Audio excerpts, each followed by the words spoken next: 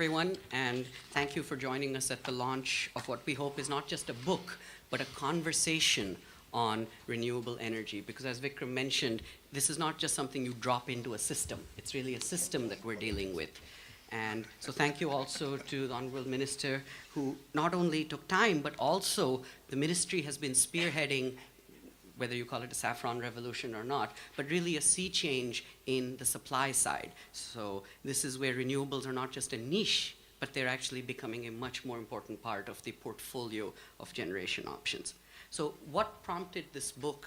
I just wanted to spend a few minutes describing, motivating, and hopefully giving you a reason to read the rest of it. So we titled this Making Renewable Sustainable. So the first reaction you may have is, isn't renewable power sustainable?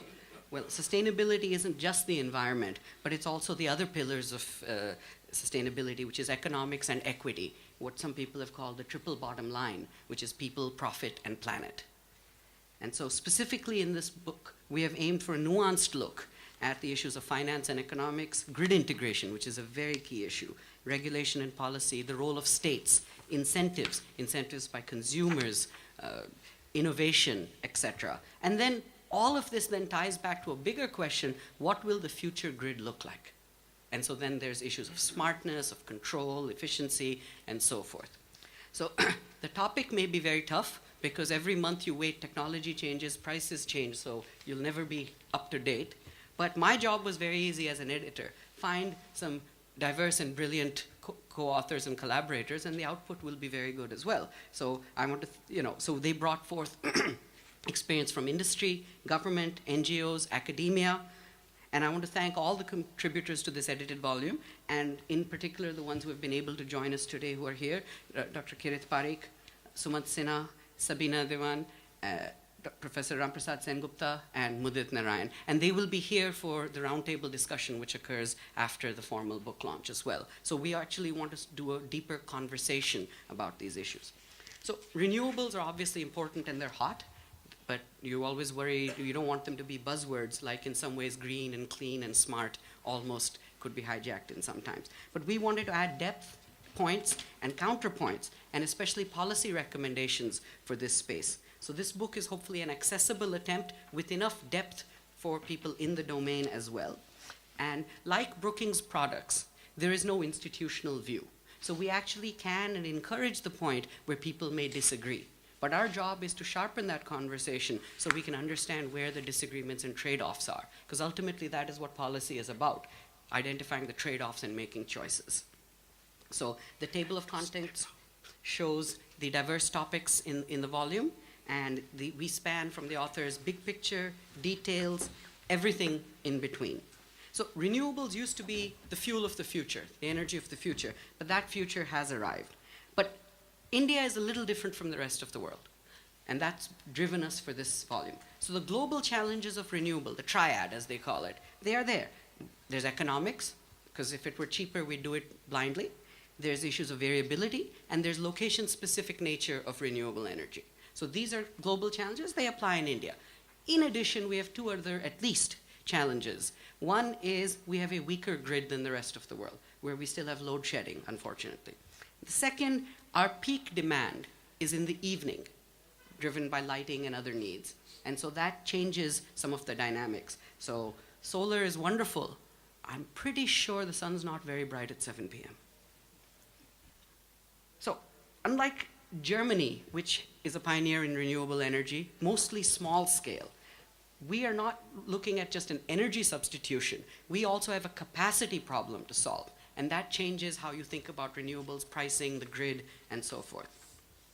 We also have a system of cross-subsidies in retail tariffs, and so what this means is your best customers, the so-called C&I, commercial and industrial, who have the highest retail tariffs, they are the ones most likely to say, hey, I can put up my own solar panel. It's cheaper, and I will exit the grid. This has led to, in the West already, what is called the utility death spiral. As paying customers leave, it raises the costs for the rest of the consumers, the worst consumers, and it also makes grid balancing that much harder, raising costs, which prompts more people to leave. And not just due to renewables, but also storage, smart grids, efficiency. It's a whole transformation of the grid underway. And so one of the key questions in this book we're asking is, how can we make this a managed transition in India? So today, most renewables are opportunistic renewables. Big scale, solar, when the sun shines, take it. No battery required, so that's the cheapest form of solar energy. But this impacts the rest of your system with cross-subsidies and subsidies. When a major tech company in Bangalore announced 30 megawatt solar that they're installing, they weren't just being green, they also found it economically viable because they were comparing retail tariff with bulk procurement or supply costs. And one of the problems is you can do that at the margin, but when renewables are no longer a niche or a margin, like they're poised to be, then you cannot do economics or so-called grid parity comparisons based on retail versus wholesale. It's more complicated than that. A lot of challenges in this space also deal with average numbers and even misconceptions. So Germany is well touted as being a success, and they're handling 25% energy basis renewables, not capacity. Because in India, capacity is around 13% renewables, energy 5 to 6%, 6% range. However, what's less understood, let's ignore the economic implications because Germany had a very expensive feed-in tariff. Germany is interconnected to Europe. That grid is 4 times larger. So therefore, it's not 25%, which is the magic number you should think of, but it's closer to 6%. And lo and behold, that's exactly where India is already today. And now they're saying we've reached the edge where we can manage it that easily. We need much more investment in transmission, in storage, in dynamics, more pricing, and that's exactly the conversation we should start today instead of being reactive down the road. So that's one of the recommendations in the book. How do we think of balancing the grid? Load shedding is not a good option, my friends.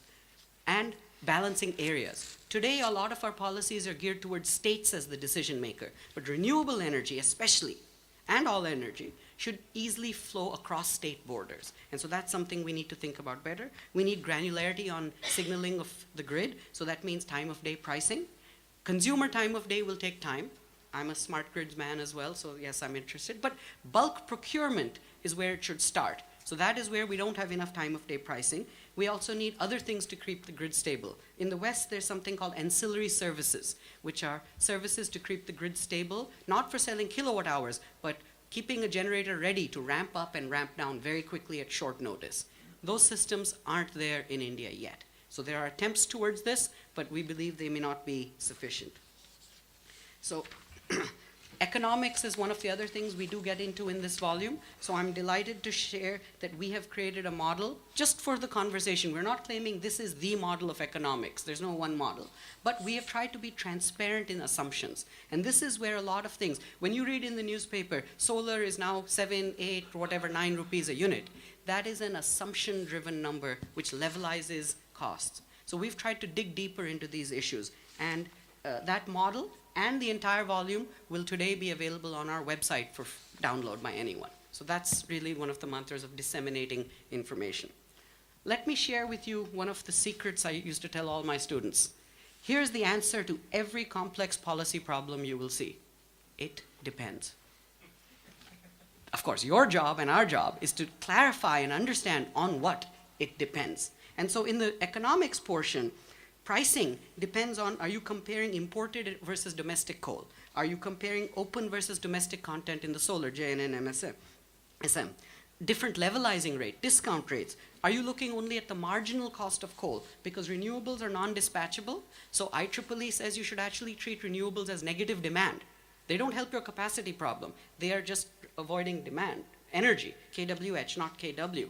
So if you look at only the marginal cost, so depending on the assumptions, today, solar is cheaper than coal, or solar is 2.5 times more expensive than coal.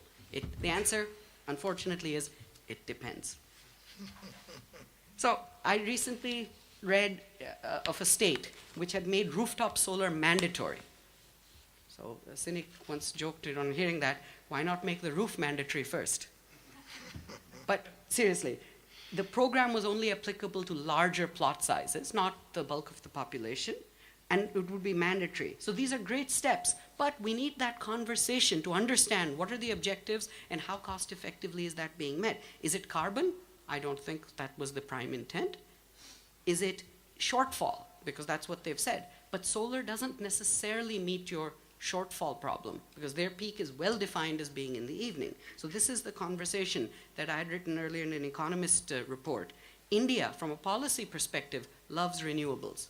The question we will be asking soon, do Indians love renewables? So there's a lot of questions the book raises and hopefully starts to answer, and this is something that will continue as a conversation. How much RE can the grid handle? The good news is a lot, but with effort, planning, and investments. So I don't want to come across as pessimistic. We are asking questions because I guess that's the job of a scholar, but hopefully it's also to try and answer some of these questions and provide neutral suggestions and options to the government. RE, renewable energy, is a great tool, and for all these unknowns and things that will change, the opportunity is absolutely far higher. So we hope this book and roundtable increases this dialogue and making stark the trade-offs and choices that we have ahead of us. So thank you for joining us. Please see the volume and especially download it, because it's in full color and much nicer and easier to see in the online, and the tools. And let's continue this conversation on making renewables sustainable. Thank you.